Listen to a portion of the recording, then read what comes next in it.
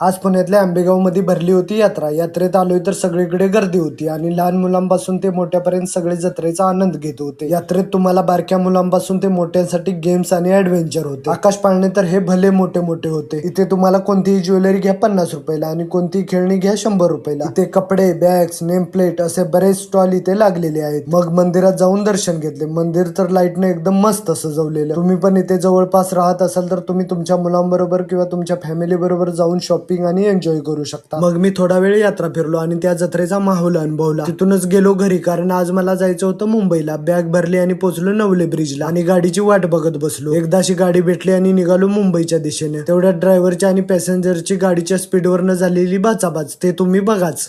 मला माहित आहे काय टाइम तुमच्या त्या पुण्यातलं तिथनं गाडी आहे ना, कारवाला मागं राहत होता, बघितलं होतं का? सांगायला लागला दादा तुम्ही.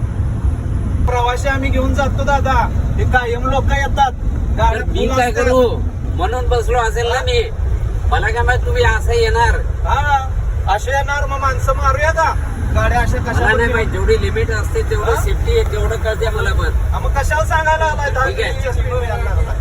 आणि मी उतरलो सानपाड्याला. लगेच ट्रेन पकडून पोहोचलो नेहरू स्टेशनला. घरी पोचायला मला रात्रीच्या 1:15 वाजलेले. प्रवास करून तर मी लय कंटाळलेलो. चला मग मंडळी, असा होता आजचा छोटासा ब्लॉग. भेटू पुढच्या ब्लॉग मध्ये. जय हिंद, जय महाराष्ट्र.